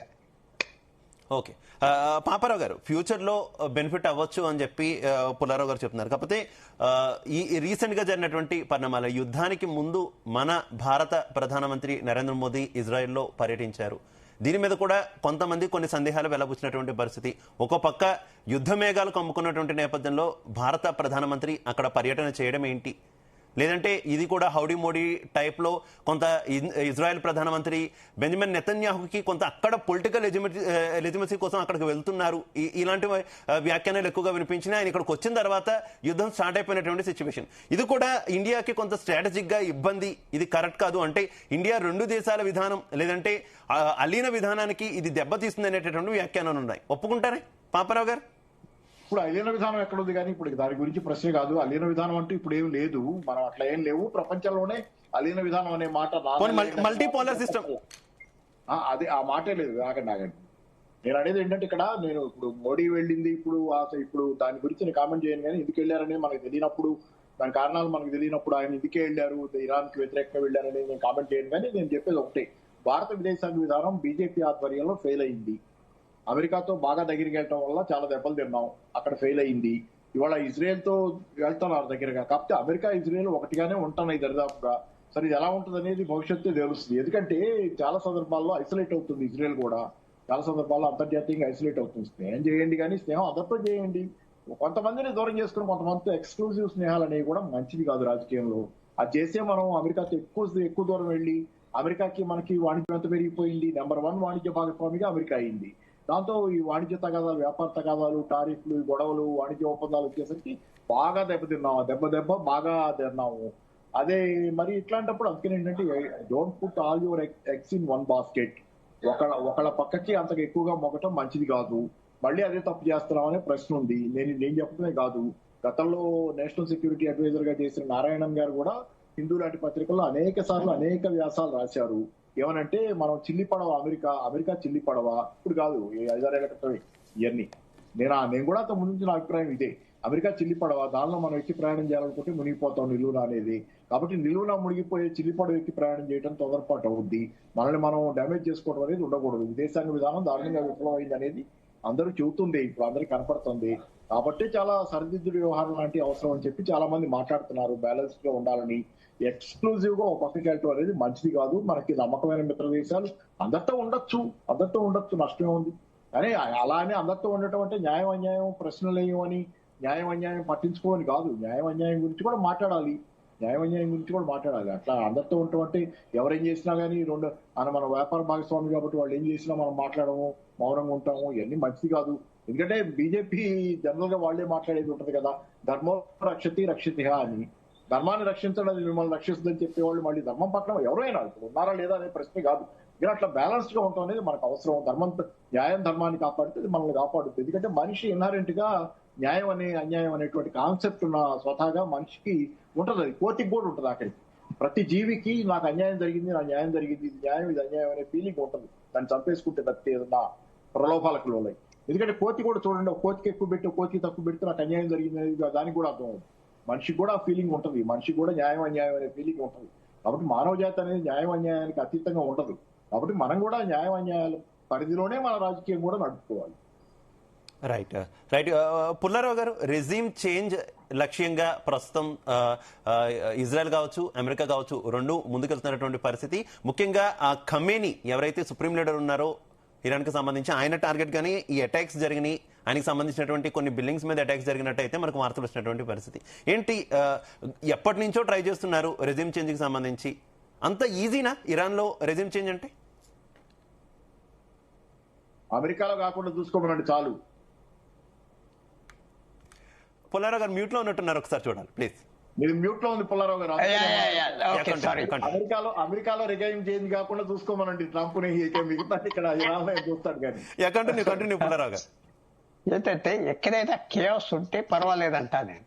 కేయాస్ లో కూడా కేయాస్ థియరీ ఉండాలి మన దేశానికి. చాలా పెద్ద దేశం, 145 కోట్లు, 136 number per capital income, 135 number. అంతే పెద్ద అంత ధనవంతులు కాదు మనకి. ఇంకా స్టిల్ పువర్ నేషన్ అన్న లెక్క. 136 సంఖ్య పర్ క్యాపిటల్ ఇన్కమ్ అంటే చాలా కేర్ఫుల్ గా వెళ్ళాలి. మనకి మన నేబర్హుడ్ లో చాలా ఇబ్బందులు ఉన్నాయి. రెజ్యూమ్ చేంజ్ అవుతుందంటే చెప్పలేము. ఏ మాటలకు వచ్చారు అతను 86 ఏళ్ళ మనిషి. ఆ రెజ్యూమ్ లో కొంతమంది ఆయన తరఫున ఉన్నారు, కొంతమంది ఆయన తరఫున లేరు. రైవల్స్ ఉన్నారు. రైవల్స్ బయటకు వస్తారా, వాళ్ళతో ఏమైనా మాట్లాడారా, సంభాషణ జరిగినా మనకి ఇంకా తెలియదు. ఎందుకంటే చాలా సీక్రెటివ్ గా ఇరాన్ గవర్నమెంట్ పనిచేస్తుంది, వాళ్ళ లోపల జరిగేది. కానీ నేను అనుకుంటున్నా ఇదో సీరియస్ వార్. ఈ వార్ ఇటు అటు అవుతుందా, స్టేల్మెంట్ లోకి వస్తుందా? పెద్ద మార్పు మాత్రం జనరల్ గా ఇంపాక్ట్ మాత్రం వస్తుంది రీజన్ కి. ఇరాన్ లో రెజ్యూమ్ చేంజ్ వస్తుందని నేను చెప్పట్లేదు. అది ఇది కాదు. ఇరానియన్ సొసైటీలో ఇరానియన్ 45 సంవత్సరాలు పరిపాలించారు, క్లోజ్ సొసైటీ. అందువల్ల వస్తే మాత్రం పెద్ద చేంజ్ రీజనల్ లో వస్తుంది. రాకపోయినా ఈ వార్ ఎలాగ ఆఖరైపోతుంది, ఎలాగ ఎండ్ అవుతుంది, ఎవరు అందరూ కలిసి పీస్ చేస్తారా, ఎవరో దేశం తగ్గిపోతుందా చెప్పలేము. ఎందుకంటే ఇరాన్ ఎంత సీరియస్ గా వెళ్తాది యుద్ధం మీద. అలాగే ఎయిర్ క్రాఫ్ట్ క్యారియర్స్ అన్ని తీసుకొచ్చి పెట్టారు. వాళ్ళు ఏమైనా బాంబ్ చేయగలిగితే ట్రంప్ ఎలా రియాక్ట్ అవుతాడు? పారిపోతాడా డ్యామేజ్ కి? లేకపోతే ట్రంప్ కూడా యుద్ధం కావాలి కానీ ఎవరు చావకూడదు, రక్తం చూడకూడదు, అది కూడా ఉన్నది. సో ఇవన్నీ చాలా హై అనాలిసిస్ చేసి వాళ్ళందరూ దిగుతున్నారు. కానీ ఈ వార్ మొదల నుంచి నేను చెప్పేది ఏంటంటే ఎవరు ప్రిడిక్ట్ చేయలేం. ఏ పక్కన వెళ్తాది, ఎలాగెళ్తాది, ఏ ఫోర్సెస్ వస్తాయి, ఎవరు జాయిన్ అవుతారు. రష్యా జాయిన్ అవుతుందా, అవసరమా, వాళ్ళకి అవసరం లేదేమో. చైనాకి చూడాలి. ఇంకా క్లారిటీ అనేది ఎంతవరకు. ఇది కోరియోగ్రాఫ్ట్ వార్ అంటారు. కోరియోగ్రాఫ్ట్ అంటే కొన్ని రోజులు యుద్ధం చేద్దాం, మనుషులు. పుల్లారావు గారు, ప్రస్తుతం ఈ యుద్ధ వాతావరణానికంటే, ఈ యుద్ధానికంటే ముందుగా కొన్ని చర్చలు అయితే నడిచినటువంటి పరిస్థితి. ఒకసారి మనం చర్చల గురించి మాట్లాడుకుంటే, ఏ చర్చ అయినా, ఏ బిజినెస్ అయినా సరే, రెండు వైపులా కొంత అనుకూలంగా ఉంటే ఎవరో ఒకరు కొద్దో గొప్ప తగ్గితే ఆ చర్చలు సఫలీకృతం అవుతాయి.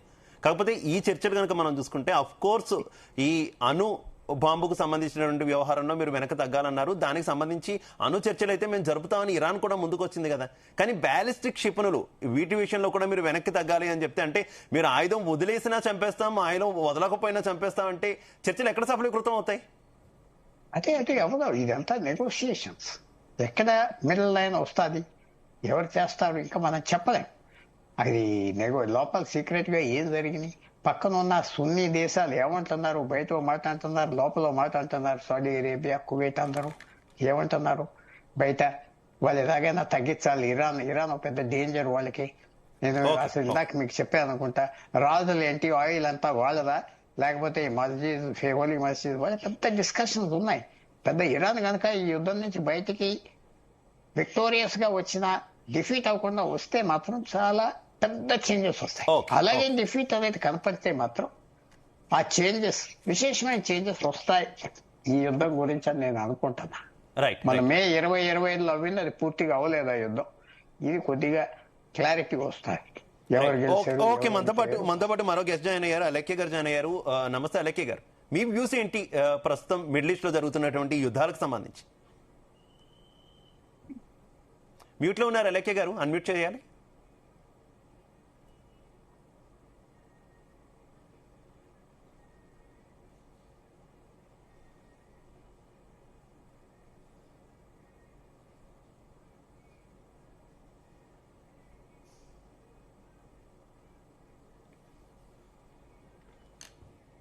అలెక్య గారు, కంటిన్యూ. కంటిన్యూ. సో ఇది యాక్చువల్ గా ఏమవుతుందంటే ఇజ్రాయెల్ కి ఎప్పుడు అండి మనం 1967 నుంచి ప్యాటర్న్ చూసుకుంటా ఉంటే వాళ్ళకి ఎప్పుడు పర్సెప్షన్ ఆఫ్ వీక్నెస్ ఉంటుంది. వాళ్ళు వీక్ గా చూపించుకోకూడదు అని చెప్పి వాళ్ళ చర్యలు ఎప్పుడు చాలా స్ట్రాంగ్ గా ఉంటాయి అలా చూసుకోవడానికి. సో ఎంతసేపు ఇరాన్ తో ఈ గాజా స్ట్రిప్ ఇష్యూతో స్టార్ట్ అయినా కూడా ఇది ఒక పెద్ద జియో పొలిటికల్ సిచ్యువేషన్ గా క్రియేట్ అయిపోతుంది. ఈ రోజున్న మనకున్న గ్లోబల్ సినారియోస్ లో ఏ కంట్రీలో ఏ చిన్న రీజియన్ మీద ఏ రీజన్ కోసం అని చెప్పి వార్ అనేది స్టార్ట్ అయినా కూడా అది ఆ స్టేట్ కి ఎప్పుడు లిమిట్ అయి ఉండదు. వేరియస్ వాళ్ళ ఇంటర్నల్ పొలిటికల్ యాంగిల్ మాత్రమే కాకుండా వేరే కంట్రీస్ ఇన్ఫ్లుయెన్స్ కూడా చాలా ఎక్కువ కనపడతా ఉంటుంది. కంటిన్యూ. సో ఏమవుతుందంటే ఇప్పుడు ఈ వార్ ఇజ్రాయెల్ కరెక్టా, ఇరాన్ కరెక్టా, ఇందులో ఎవరు విన్ అవుతారు, ఏ క్లాన్ పెట్టగలుగుతారు, మీరు అడిగినట్టు అది చేంజ్ చేయగలుగుతారా లేదా, ఇవన్నీ చూసుకుంటే ఒక పెద్ద ఈ మోరల్ క్వశ్చన్ ఉంది చూసారా, ఎవరు సఫర్ అవుతున్నారు, ఎందుకు సఫర్ అవుతున్నారు, ఈ ఫైనాన్సెస్ అన్ని ఎవరు బేర్ చేస్తున్నారు. ఆల్రెడీ ఆ కంట్రీ పరిస్థితి బాగోనప్పుడు ఈ రోజు వాళ్ళ ఫైనాన్సెస్ అన్ని ఇట్లా వార్ మీద, డిఫెన్స్ టెక్నాలజీ మీద చేస్తూ ఉంటే వాళ్ళ సిటిజన్స్ నష్టపోతూ ఉంటే, so what are they finally getting out of all this? ఆ బిగ్గెస్ట్ క్వశ్చన్ ఎవరు చూస్తున్నారు? యుఎస్ఏ ఎంతసేపు ఇజ్రాయెల్ కి 100% సపోర్ట్ ఇస్తుంది. రష్యా అండ్ చైనా ఒక మల్టీపోలర్ నరేటివ్ క్రియేట్ చేసుకొని వాళ్ళు ఒక్కొక్కసారి వాళ్ళు ఒక్కొక్క మాట చెప్తున్నారు. ఇండియాకి వచ్చేసరికి ఇజ్రాయిల్ కావాలి, ఆయిల్ కోసం గల్ఫ్ కంట్రీస్ తో ఇరాన్ కావాలి. ఎవరి బయట నుంచి చూస్తే ఎవరి స్వార్థం వాళ్ళు చూసుకుంటున్నారు. ఇరాన్ పట్టుదల చూడాలి ఇదంతా ఎటు వెళ్తుందో. Right, okay. పాపారావు గారు, గత కొద్ది కాలంగా మిడిల్ ఈస్ట్ లో జరుగుతున్నటువంటి పరిణామాల నేపథ్యంలో ఇస్లామిక్ నాటో అనేది ఏర్పడవచ్చు అనేటటువంటి ఒక చర్చ విస్తృతంగా నడుస్తుంది. దానిలో భాగంగానే సౌదీ, పాక్, అలాగే టర్కీ ఇవన్నీ కూడా కొంత చర్చలు జరిపాయి. అలాగే కొంత డీల్ కూడా కుదుర్చుకున్నారు, డిఫెన్స్ డీల్ కూడా కుదుర్చుకున్న సిచ్యువేషన్ మనం చూసాం సౌదీ, పాక్ కూడా. ఈ ఎట్ ప్రెసెంట్ ఇరాన్తో జరుగుతున్నటువంటి ఈ యుద్ధం నేపథ్యంలో ఇస్లామిక్ నాటో ఏర్పడే అవకాశాలు ఎంతవరకు ఉన్నాయంటే ఏం చెప్తారు? అంటే భారత్ కి సంబంధించిన పరిణామాలు కూడా చెప్పాలి, ఏర్పడినా ఏర్పడకపోయినా కూడా భారత్ కు ఉండేటటువంటి ఇష్యూ కూడా చెప్పాలి. అంటే ఇది ఒక మెల్టింగ్ పాట్ లాగా ఉంది మిడిల్ ఈస్ట్. చర్నింగ్ జరుగుతుంది, విపరీతమైనటువంటి చర్నింగ్ జరుగుతుంది. దానిలో జరగబోయే పరిణామాలు ఇప్పుడు కొత్తగా ఎలియన్సెస్ ఏర్పడే అవకాశాలు లేవు. ఇప్పటికిప్పుడు ఏర్పడే యుద్ధం తర్వాత మళ్ళీ ఏమన్నా అప్పుడు పరిస్థితులు ఎలా ఉంటాయి ఇప్పుడు చెప్పలేము. కానీ యుద్ధ క్రమంలో యుద్ధంలో భాగస్వాములైన దేశాలే కాకుండా మిడిల్ ఈస్ట్ లో కూడా, అంటే అమెరికాతో సహా నేను చెబుతున్నా, అమెరికాని వదిలేయకుండా కూడా మొదటి ప్రపంచ యుద్ధ కాలంలో విప్లవాలు జరిగింది ఈ దేశాల్లో. ప్రతి యుద్ధం జరిగినప్పుడు యుద్ధంలో ఓడిపోయిన దేశాల్లో విప్లవాలు జరగటం, తిరుగుబాట్లు జరగటం ఇవన్నీ జరిగింది చరిత్ర. రష్యాలో చూస్తే జపాన్తో యుద్ధం ఓడిపోయినప్పుడు 1905లో ఒక రెవల్యూషన్, జర్మనీతో యుద్ధ క్రమంలో 1917లో రెవల్యూషన్స్. ప్రతి దేశంలో అలాగే ఉంటుంది, ప్రతి దేశం ఓడిపోయే క్రమంలో దెబ్బతిన్నప్పుడు. కాబట్టి అమెరికా పరిస్థితి కూడా మూలిగే మొక్క మీద తాటికాయ యుద్ధం ఉందా, చాలా ఖరీదైన వ్యవహారం అమెరికా కూడా. ఇది అంత తేలికైంది ఏం కాదు. అమెరికాకు కూడా విపరీతంగా అప్పులు ఉన్నాయి ఇప్పుడు. అట్లాంటి దేశం ఈ రోజు యుద్ధంలో దిగటం అంటే, యుద్ధంలో ఏమాత్రం తేడాలు వచ్చినా, ఇరాన్ ఏదో చెబుతుంది కదా నా దగ్గర మీరు ఊహించిన ఆయుధాలు ఉన్నాయి, ట్రంప్ కి శాస్తి చేస్తామని చెబుతుంది. ఏదేమాత్రం తేడా అయినా అమెరికా కూడా మినహాయింపు ఏం కాదు. అమెరికా అగ్రరాజ్యం అని మాట్లాడుతున్నాం కానీ అది దాని ప్రికేరియస్ బ్యాలెన్స్, చాలా సెన్సిటివ్ బ్యాలెన్స్ తో కాళ్ళు అసలు ఎక్కడ పడిపోతాను అన్నట్టు బ్యాలెన్స్ చేసుకుంటుంది అది. అట్లాంటిది ఎక్కడైనా సరే మధ్యప్రాచ్యంలో చాలా దేశాల్లో రిజైమ్ చేంజెస్ అనేవి జరుగుతాయి. ఇరాన్ లో వీళ్ళు ఆశించినట్టు ఇరాన్ జరుగుతుందని ఏమీ లేదు. పైగా వీళ్ళు దాడి చేయడం వల్ల ఇరాన్ లో ప్రభుత్వం పట్ల కొంత వ్యతిరేకత ఉన్నా, ఈ దాడి జరిగిన తర్వాత అమెరికా పట్ల అంతకంటే వ్యతిరేకత ఉంది. ఇరాన్ ప్రభుత్వం పట్ల వ్యతిరేకత ఉంది కొంతమంది ప్రజలకు ఇరాన్ లో, కానీ అమెరికా పట్ల, ఇజ్రాయెల్ పట్ల అంతకంటే వ్యతిరేకత ఉంది. వాళ్ళు దాడి చేసిన తర్వాత మొత్తం అమెరికా కానీ ఇజ్రాయెల్ కానీ దాడి చేసిన తర్వాత ఇరాన్ లో పౌరులంతా ప్రభుత్వం వెనకే ర్యాలీ అవుతారు, వాళ్ళకున్న అసంతృప్తి పక్కన పెట్టి. సో అంత తేలిగ్గా ఇరాన్ లో రిజైమ్ చేంజ్ అవుతుందని చెప్పలేము. పైగా అమెరికాలో రిజైమ్ చేంజ్ అవుతుంది నేనేం జోక్ చేయట్లా, అది అమెరికాలో ఏమైనా కావచ్చు. అట్లా ఉంది అమెరికా పరిస్థితి కూడా చాలా సెన్సిటివ్ బ్యాలెన్స్. అది మనం చెప్పుకుంటే ఇప్పుడు కాదు కదా, నేను 2014, 2008 సంక్షోభం తర్వాత చాలా సార్లు చాలా మంది అదేదో బిజినెస్ వెబ్సైట్ కూడా చాలా మంది అమెరికాలో సివిల్ వార్ అనేది చాలా సార్లు మాట్లాడి ఉన్నాయి. చాలా సందర్భాల్లో Two more చాలా minutes. మాటలు కూడా. సో Two more అది minutes. కాదు, అమెరికా కూడా అంత ఈజీ ఏం కాదు. Life and death question. ఇక్కడ ఏమాత్రం తేడా వచ్చినా అమెరికాలో కూడా కల్లోలం వస్తుంది. అది ఏమాత్రం తేడా వచ్చినా, ఎందుకంటే వెరీ ప్రికేరియస్ బ్యాలెన్స్. వాళ్ళ పరిస్థితి అసలు బాగా, ఇరాన్ పరిస్థితి బాగాలేదు, అది వేరే విషయం. అమెరికా పరిస్థితి అసలు బాగా. తర్వాత ఇండియా విషయం చెప్తే, ఇండియాలో ఇప్పుడు ఆయిల్ ధరలు పెరిగిపోతాయి, ఆయిల్ ధరలు పెరుగుతాయి. యుద్ధం అయిన తర్వాత మన స్నేహాలు ఎలా ఉంటాయి, మన పరిస్థితి ఎలా ఉంటుందో తెలియదు. కానీ ఆయిల్ ధర అయితే ఇప్పుడు $110 మొన్న నిన్న కానీ ఒక్కసారి రెజ్యూమ్ చేంజ్ కనుక జరిగితే ఖచ్చితంగా ఆయిల్ ధరలు ఇంకా దిగు వస్తాయి అంటున్నారు పుల్లారావు గారు. వీళ్ళ అంచనా $110. వీళ్ళ అంచనా $110. నిన్న అంచనా ఏది యుద్ధం వస్తే. కానీ యుద్ధం మామూలుగా లేదు. ఇది మధ్యప్రాచ్యంలో అన్ని దేశాల మీద, అంటే అమెరికా సైనిక క్యాంప్ శిబిరాలు ఉన్న అన్ని దేశాల మీద యుఏఈ మీద వేస్తుంది, దోహాలో పడేస్తుంది. అంటే ఇరాన్ ఈసారి చేస్తున్న యుద్ధం అనేది అన్ని వైపులా చేస్తుంది, అందరితో చేస్తుంది. అమెరికాకి అనుకూలంగా ఉన్న అమెరికా సైనిక కేంద్రం కాబట్టి చిన్న యుద్ధం కాదు, వీళ్ళు ఊహించినంత చిన్న యుద్ధం కాదు, ఇది చాలా పెద్దదవుతుంది. కాబట్టి ఏంటి, ఈ క్రమంలో మీకు ఆయిల్ ధరలు $110 కాదు, గతంలో రికార్డు $147 నాకు గుర్తున్నప్పుడు. ఎప్పుడో ఇది ఆ మధ్యకాలంలో 2010 తర్వాత ఆ చుట్టుప్రక్కల ప్రాంతాల్లో 2007 ఏదో $147 బ్యారెల్ రికార్డు. అది దాన్ని దాటి పెరుగుద్ది. ఇది ఇలాగే జరిగితే కనుక దాన్ని దాటి పెరుగుద్ది. పైగా హోర్ముజ్ స్ట్రైట్ గనక, ఆ కెనాల్ గనక మూసేస్తే గనక ఇంకా జరుగుతాయి. అది ఎటు అది పోయేదే, అది ఎటు ఆగేదే కాదు. ఈ గొడవల్లో దాన్ని కూడా మూసేస్తుంది ఇరాన్. ఎట్టి పరిస్థితుల్లో దాన్ని కూడా తన ఆయుధంగా వాడుద్ది. ఎన్నిట్లో చాలా జరుగుతాయి. అంటే is not going to be so easy. Middle east is burning today. Middle east కాదు, ప్రపంచం మొత్తానికి యుద్ధం విస్తరిస్తుందా లేదా అనేది వేరే విషయం. విస్తరించకూడదని కోరుకుందాం. కానీ మిడిల్ ఈస్ట్ బర్న్ అవడం అనేది ప్రపంచానికి అంతటికి 1970లో చూసాం కదా. 70 చివరిలో ఆయిల్ ధరలు పెరిగిపోతే ప్రపంచంలో ఎంత సంక్షోభం వచ్చింది. ఆ రోజు రికార్డు స్థాయిలో ఆయిల్ ధరలు పెరిగితే ప్రపంచం అంతా అల్లకల్లోలం అయిపోయింది. మళ్ళీ అట్లాంటి పరిస్థితి మళ్ళీ వస్తుంది. ఎందుకంటే ఆయిల్ మీద డిపెండెన్స్ ఇంకా పూర్తిగా పోలా. మనకి కోల్ మీద పోతుందన్నారు, కోల్ మీద కూడా పూర్తిగా పోలా. కోల్ మీద కూడా ఇప్పటికీ డిపెండెంటే. ఆల్టర్నేటివ్ ఎనర్జీ వచ్చింది, కానీ still we are dependent on oil. Oil లేకుండా నడవదు, ఇప్పటికి కూడా అదే పరిస్థితి. కాబట్టి ఆయిల్ కి ఇది లాస్ట్ బ్రీత్, ఆయిల్ డిపెండెన్స్ కి ఇది లాస్ట్ బ్రీత్. ఈ తర్వాత ఆయిల్ మీద ఎవరు డిపెండ్ అవ్వరు. ఈ యుద్ధం తర్వాత ఈ పరిణామాలు ఇలాగే జరిగితే వేగంగా రెన్యూవబుల్ ఎనర్జీలోకి దేశాలు వెళ్ళిపోతాయి. యూరోప్ దేశాలు ఇప్పుడు కొంచెం వెనక్కి తగ్గినాయి రెన్యూవబుల్ ఎనర్జీ నుంచి, కానీ వాళ్ళు కూడా వెళ్తారు వేగంగా. ఎందుకంటే ఇట్లా పెట్టుకుంటే కుదరదు, మనకు అనేది వస్తుంది అందరికి. ఓకే పుల్లారావు గారు మీరు ఇందాక చెప్పారు, ఒకవేళ రెజ్యూమ్ చేంజ్ జరిగితేనే ఇండియాకి ఎక్కువ అడ్వాంటేజ్ ఉందన్నట్టుగా చెప్పారు. అంతిమంగా ఈ యుద్ధం ఇజ్రాయెల్ కావచ్చు, అమెరికా కావచ్చు చేస్తుంది కావచ్చు, ఇరాన్ మాత్రం ఎట్టి పరిస్థితుల్లో అణ్వాయుధం కలిగిన దేశం కాకూడదు అనేది వాళ్ళ టార్గెట్ కింద అయితే మనకు కనిపిస్తున్నటువంటి పరిస్థితి. కానీ ఒక్కసారి మనం చూసుకుంటే పాకిస్తాన్ తన దగ్గర ఉన్నటువంటి అణ్వాయుధాలను అడ్డు పెట్టుకొని, ఇందాక నేను ప్రస్తావించినట్టు ఇస్లామిక్ దేశాలన్నింటినీ కూడా ఏకీకృతం చేసేటటువంటి ప్రయత్నం చేస్తున్నటువంటి పరిస్థితి. మీకు నేను రక్షణగా ఉంటాను, మనమంతా ఒక కూటమి, మనదంతా కూడా ఒక మతం మీద నడిచే దేశాలనే చందంగా ఇస్లామిక్ నాటో దిశగా ముందుకెళ్తున్నటువంటి సిచ్యువేషన్ కదా. ఒకవేళ ఇరాన్కి గనక అణ్వాయుధాలు గనక దక్కితే ఖచ్చితంగా పాకిస్తాన్కి పోటీ వచ్చే అవకాశం ఉంటుంది, తద్వారా భారత్కి కొంత మేలు జరిగే అవకాశం ఉందనేటటువంటి వాదన ఉంది. దీంతో ఏకీభవిస్తారా?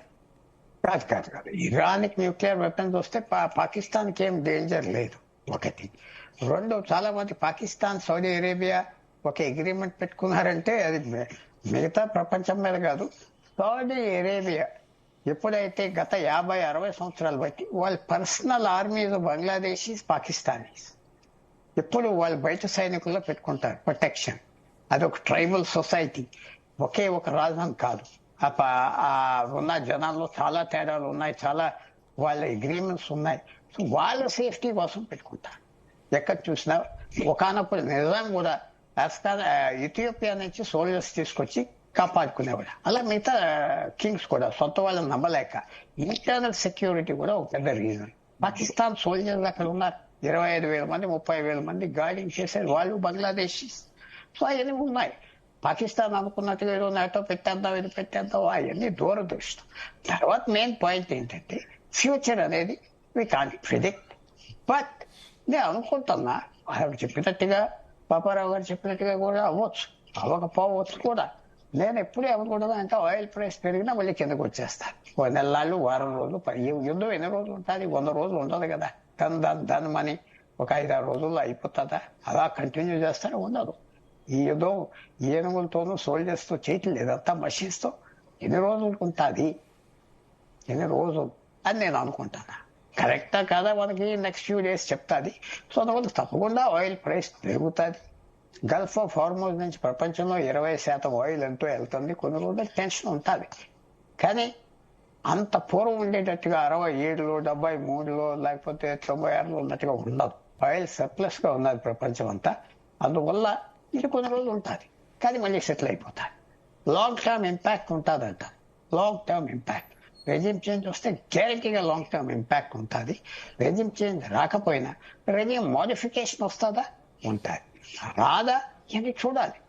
ఇజ్రాయెల్ అమెరికా ఊరికిన యుద్ధానికి దిగేరా సరదాగా అంటే ఈసారి అంత సరదా కాదేమో అనే భావిస్తాను. చాలా కారణాలు కూడా వాళ్ళ వెనకాల ఉన్నాయి. అందువల్ల తప్పకుండా మనం వెయిట్ చేసి చూడాలి. వార్ అనేది డేంజరస్, మన ఏరియాలో జరుగుతుంది. ఆయిల్ అనేది ఇంపార్టెంట్, బట్ ఇది ఫాస్ట్ ఓవర్ కూడా అవ్వే అవకాశం కూడా ఉన్నాయి. It may stop also. So let us hope for the best. Okay okay అలేకే గారు మీరేం చెప్తారు? ఎస్పెషల్లీ ఇండియన్ కామన్ మ్యాన్ మీద ఈ యుద్ధ ప్రభావం ఏ రకంగా ఉంటుందంటే మీ ఒపీనియన్?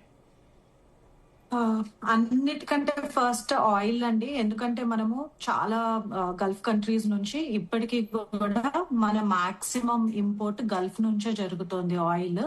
సో ఎప్పుడైతే క్రూడ్ ఆయిల్ ప్రైస్ ఇంక్రీజ్ అవుతుందో యాజ్ ఏమంటారు బటర్ఫ్లై ఎఫెక్ట్ లాగా ఎన్నో గూడ్స్ మీద ఆ ప్రైస్ ఎఫెక్ట్ అనేది ఉంటుంది. ఇందాక పాపరావు గారు చెప్పినట్టు 1975 లో ఆయిల్ షాక్ వచ్చినప్పుడు వరల్డ్ కంట్రీస్ ఎంత సఫర్ అయ్యాయో అన్ని మనం చూసాము. సో ఒకవేళ ఇది కనుక ఒక కంటిన్యూస్ వార్ ఇదిలోకి వెళ్తే మళ్ళీ ఖచ్చితంగా అలాంటి సిచ్యువేషన్స్ చూడాల్సి రావచ్చు. ఓన్లీ ఆయిల్ మాత్రమే కాదు, ఎప్పుడు మనకి రెడ్ సీ నుంచి ఏషియా అండ్ యూరోపియన్ కంట్రీస్ మధ్యలో చాలా ట్రేడ్ జరుగుతూ ఉంటుంది. ఒకవేళ గనక ఇరాన్ ఆ కారిడార్ ని క్లోజ్ చేస్తే నాట్ జస్ట్ ఆయిల్ కానీ మెనీ అదర్ గూడ్స్ కూడా ఎఫెక్ట్ అవుతాయి. ఇంపోర్ట్స్ అండ్ ఎక్స్పోర్ట్స్ చాలా ఎఫెక్ట్ అవుతాయి. ఎప్పుడైతే ఇలాంటి ఈ కామన్ మెటీరియల్ అంతా ఇదవుతుందో ఆ ఎఫెక్ట్ డైరెక్ట్ కామన్ మ్యాన్ మీద చాలా పడుతుంది. అయితే మళ్ళీ పుల్లారావు గారు చెప్పినట్టు ఈ వార్ పీరియడ్ ఎన్ని రోజులు ఉంటుందో అన్ని రోజులు కలిగే తాత్కాలిక ఇబ్బంది మాత్రమే ఇది. చూడాలి 50 days అవుతుందా, 100 days అవుతుందా, ఈ లోపే వాళ్ళకి ఫైనాన్షియల్ సస్టైనబిలిటీ లేక ఆపేస్తారా, లేకపోతే రెజిమ్ చేంజ్ అయిపోయి వాళ్ళు సక్సెస్ అయ్యారని ఫీల్ అయితే ఆగుతారా, ఎటువంటి పరిస్థితుల్లో ఆగుతారో తెలీదు. ఆగిన తరువాత ఖచ్చితంగా మళ్ళీ సిచ్యువేషన్ స్టేబుల్ అవుతుంది. కానీ అప్పటి వరకు ఈ తాత్కాలిక ఇబ్బంది ఏదైతే ఉందో అది ఖచ్చితంగా ఉంటుంది. Right right okay okay Paparao గారు ఇప్పుడు దాకా ఇండియన్ గవర్నమెంట్ కంప్లీట్ స్టేట్మెంట్ అంటే ఒపీనియన్ ఏంటి అనేది అయితే నేనైతే చూడలేదు. సబ్జెక్ట్ కరెక్షన్ ఏదైనా వచ్చి ఉండొచ్చు కూడాను, నేనైతే చూడలేదు. అంటే ఈ ఒక్క యుద్ధం అనే కాదు, ప్రపంచవ్యాప్తంగా జరుగుతున్నటువంటి సిచ్యువేషన్ లో ఇండియా వైఖరి ఎస్పెషల్లీ వెనుజులా విషయంలో జరిగినటువంటి సిచ్యువేషన్, అక్కడ అధ్యక్షుడిని అమెరికా అన్యాయంగా అరెస్ట్ చేసినా కూడా సరిగ్గా రెస్పాండ్ కాలేదు. ఈవెన్ పాకిస్తాన్ రెస్పాండ్ అయినట్టు కూడా రెస్పాండ్ కాలేదు అనేటటువంటి కామెంట్స్ వినిపించాయి. ఇందాక మనకు పుల్లారావు గారు చెప్పినట్టు ఆఫ్ఘనిస్తాన్లో ఇష్యూస్ కు సంబంధించి ఆఫ్ఘనిస్తాన్లో ఉన్నటువంటి తాలిబాన్లే అమెరికాకి గట్టి వార్నింగ్ ఇచ్చారన్నారు. ఈవెన్ ఆ స్టైల్లో కూడా మోదీ గవర్నమెంట్ రెస్పాండ్ అవ్వట్లేదు, కొంత అమెరికా విషయంలో చాలా మెతక వైఖరి అవలంబిస్తుంది అనేటటువంటి కామెంట్స్ ఉన్నాయి. ఏమంటారు, నిజమా? 100% అదే అంటాను. ఎందుకంటే ధర్మో రక్షతి రక్షిత అని బీజేపీ వాళ్ళు కొత్తగా చెబుతారు. ధర్మాన్ని రక్షించండి, అది మిమ్మల్ని రక్షిస్తుందని. ఇప్పుడు దీనిలో మీకు నచ్చింది ఏదో ఒకటి, అదే ధర్మం అనుకోండి, కానీ మాట్లాడాలి కదా. You to out spoken. మీరు మోడీ గారు రష్యాకి సలహా ఇచ్చారు కదా, అప్పుడు యుద్ధాల యుగం కాదని సలహా ఇచ్చారు. అది కూడా ఇజ్రాయెల్ కూడా చెబితే బాగుంటుంది, అమెరికా కూడా చెబితే బాగుంటుంది. యుద్ధాల యుగం కాదు, యుద్ధాలు చేయకండి అని చెప్పి ఆ మాట ఏం చెప్పచ్చు, ఏం మాట్లాడకపోయినా యుద్ధాల యుగం కాదని రష్యాకి చెప్పాం కదా. సో ఇది కొంత అంటే మన డిప్లొమసీ కంటే డిప్లొమాటిక్ యాటిట్యూడ్ లౌక్యం ఎక్కువ ఉంది. డిప్లొమసీ కాదు ఇది, లౌక్యం. అది డిప్లొమసీ లౌక్యంకి తేడా ఉంది. ఇంత లౌక్యం అవసరం మనకి, దీనివల్ల నష్టపోతున్నాం, అందరినీ నష్టపోతున్నాం. మంచిది కూడా కాదనేది నేను అనుకుంటాను. ఎందుకంటే గతంలో నష్టపోయాం కదా, అమెరికాతో ఎక్కువ దగ్గర అయిపోయాం. We have put all our eggs in one basket. అమెరికాకి దగ్గర అయిపోయి అమెరికా మన ట్రేడ్ బాగా ఇంకా దగ్గర అవుతూనే ఉన్నట్టున్నాం కదా పాపారావు గారు, ఇంకా దగ్గర అవుతూనే ఉన్నాం. ఇప్పుడు మళ్ళీ మధ్యలో ఏదో గ్యాప్ వచ్చినట్టు చైనా పోయి వచ్చాం. షాంఘై కోఆపరేషన్ ఆర్గనైజేషన్ మీటింగ్కి వెళ్ళారు చైనా మోడీ గారు. వెళ్ళొచ్చి మళ్ళీ ట్రంప్ అటు ఇటు అని అదన ఏమన్నాడో ఏం మాట్లాడాడో ఆయన ఇష్టం వచ్చినట్టు అవమానిస్తున్నాడు. ఈయన మళ్ళీ అమెరికాకి చైనా అయిపోయాయి. ఇటు టెంపరీగా ఢిల్లీ చైనా కాసేపు డాన్స్ అయిపోయింది. మళ్ళీ ట్రంప్ అంటే స్వభావం దృష్ట్యా స్వాభావికంగా నేను వర్గ స్వభావాలు అవన్నీ మాట్లాడితే ఎవరికైనా నచ్చుదో కానీ వర్గ స్వభావం దృష్ట్యా వీళ్ళు అమెరికాకి దగ్గరగా ఉండేది. BJP is a conservative party, దాని స్వభావమే రైటిస్ట్ పార్టీ. అది ట్రంప్ రైటిస్టు. ట్రంప్ రైటిస్ట్, వీళ్ళందరికీ కూడా కామన్ గా ఒక ఆర్గనైజేషన్ కూడా ఉంది. ఇంటర్నేషనల్ రైటిస్టులు అందరికీ కలిసి రైటిస్ట్ పార్టీలన్నిటికీ ఒక ఆర్గనైజేషనల్ ప్లాట్ఫామ్ ఉంది. దానిలో ఈ మధ్యకాలంలో బీజేపీ పేరు తీసేశారంట, వెబ్సైట్ లో ఎందుకు తీసేశారో మరి. ఏదైనా వీళ్ళందరూ కలిసి ఒక ప్లాట్ఫామ్ పెట్టుకున్నారు. భారతదేశం నుంచి బీజేపీ వాళ్ళు మొత్తం అమెరికాలో కన్జర్వేటివ్ పార్టీ మీటింగ్ జరిగితే అక్కడికి పోతారు. రైటిస్ట్ ఇంటర్నేషనల్ రైటిస్ట్ మీటింగ్లకు బీజేపీ నాయకులు పోతారు. మరి వీళ్ళందరూ వాళ్ళతో అంటకాగుతున్నారు. మీరు రైటిజమా కాదు, అది కాదు. మీరు అనేది ఏంటంటే అట్లీస్ట్ మీరు ఐడియాలజికల్, ఎవ్రీబడి హ్యాస్ ఐడియాలజీ. మన మట్టుకు వస్తే చైనాది communist party, China communist party వాళ్ళు ఆర్ఎస్ఎస్ ఆఫీస్కే వచ్చారు కదా. They came to RSS office. RSS వాళ్ళ దగ్గరికి వచ్చేళ్ళారు కదా భారతదేశానికి మొన్న వచ్చినప్పుడు. ఐడియాలజీ ఒకటి, నీ దేశంలో నువ్వు పెట్టుకో ఐడియాలజీ. ప్రపంచంలోకి పోయినప్పుడు వ్యాపారాలు చేసుకునే దగ్గర, సంబంధాలు నెలకొల్పుకునే దగ్గర శాంతియుతంగా ప్రపంచం ఉండాలంటే అందరితో మాట్లాడుకోవాలి, అందరితో చర్చలు ఉండాలి. అన్యాయం న్యాయం అనేది వేరే కాన్సెప్ట్ ఉంటుంది, అది ఉంటుంది. అని మరి చైనా వాళ్ళు నీ దగ్గరికి వచ్చినప్పుడు నీకు చైనా అంటరాంది ఎలా అవ్వాలి? అవ్వకూడదు కదా. నీకు కూడా వియత్నాంకి చైనాకి, నేను ఇందాకే చెప్పాను కదా, వియత్నాంకి చైనాకి భయంకరమైన యుద్ధం జరిగింది. వియత్నాం వాళ్ళే గెలిచారు. వియత్నాంకి చైనా పాఠం చెప్తాను, నేను వియత్నాంకి పాఠం చెబుతానని మావో సెట్టు ఉండగా ఆర్మీని పంపాడు వియత్నాం మీదకి. వాడు తన్ని పంపితే పారిపోయారు 75 కిలోమీటర్లు చైనా వాళ్ళ లోపలికి. మరి వాళ్ళిద్దరు బాగానే ఉన్నారు కదా, ఇప్పుడు కూడా తగాదాలు ఉన్నాయి వాళ్ళ దేశాల మధ్య, సరిహద్దు తగాదాలు. వాళ్ళు వ్యాపారం మేనేజ్ చేసుకుంటున్నారుగా. Why not? ఇంత అవసరమా ఒక పక్కకి పోవటం ఎవరితోనైనా అనేది నేను అడిగేది. అట్లానే న్యాయం అన్యాయం వదిలిపెట్టమని. చైనా వదిలిపెట్టింది న్యాయం అన్యాయం అనేది, అమెరికా వదిలిపెట్టిందా? వాళ్ళ న్యాయం వాళ్ళకు ఉంది. సో ఇవన్నీ మన విదేశాంగ విధానం ఫెయిల్యూరు. నేను చెప్పడం కాదు, నారాయణన్ లాంటి నేషనల్ సెక్యూరిటీ అడ్వైజరే గత నుంచి చెబుతున్నాడు, అమెరికా అనే చిల్లి పడవ ఎక్కి ప్రయాణం చేస్తే మునిగిపోతామని. అలాగే ఎక్కి కూర్చున్నారు. మనం కూడా మునుగుతాము, ఇలాగే చేస్తే మునుగుతాం. అంటే మనం మన జాగ్రత్తలో మనం ఉండాలి. మన సంగతి మనం చూసుకునే పరిస్థితి. ఈ రోజు పరిస్థితి బాలా. పైగా అమెరికా చేసేది కూడా అన్ని నేరాలే కదా. కొన్ని అదేమో న్యాయంగా ఉంటే దాంతో పాటు మునిగిన న్యాయం ధర్మం కోసం మునిగామనుకోవచ్చు. అది చేసి ప్రపంచంలో 230 పైగా యుద్ధాలు జరిగితే, రెండో ప్రపంచ యుద్ధం తర్వాత 200 పైగా యుద్ధాలు చేసింది అమెరికాయే. ఎంతమంది ప్రభుత్వ నాయకుల్ని చంపేసి కూపులు చేసింది sir. Thank you so much Paparao గారు, thank you so much Alekhya గారు, thank you so much Pullarao గారు. మనం ఒక లేటెస్ట్ అప్డేట్ అయితే ఇప్పుడు చూస్తున్నాం. ఇరాన్ ఇజ్రాయెల్ యుద్ధం అయితే తీవ్ర స్థాయిలో కంటిన్యూ అవుతున్నటువంటి సిచ్యువేషన్. ఈ దాడుల నేపథ్యంలో ప్రపంచానికి చమురు ముంపు అయితే ముచ్చుకొస్తుంది. దాడుల నేపథ్యంలో అత్యంత ముఖ్యమైన హార్మూజ్ జలసంధిని ఇరాన్ మూసేసింది. ఇది ప్రపంచంలోనే అత్యంత కీలకమైన చమురు రవాణా మార్గం. దీని మూసివేత ప్రపంచ దేశాలపై తీవ్ర ప్రభావం చూపనుంది. మరోవైపు ఇజ్రాయెల్ అమెరికా జరిపినటువంటి సంయుక్త దాడుల్లో ఇరాన్ రక్షణ మంత్రి అజీజ్ నజీర్ జాదే మృతి చెందినట్టు సమాచారం. ఆయనతో పాటు revolutionary guards ground force commander Mohammad Pakpour మరణించారని తెలుస్తోంది. టెహ్రాన్లోని ప్రధాన రక్షణ నిఘా విభాగాలను లక్ష్యంగా చేసుకుని ఈ దాడులు జరిగాయి. దీంతో రక్షణ నిఘా విభాగాలకు చెందిన పలువురు కీలక ఉన్నతాధికారులు మరణించినట్టు అనుమానాలు వ్యక్తమవుతున్నాయి.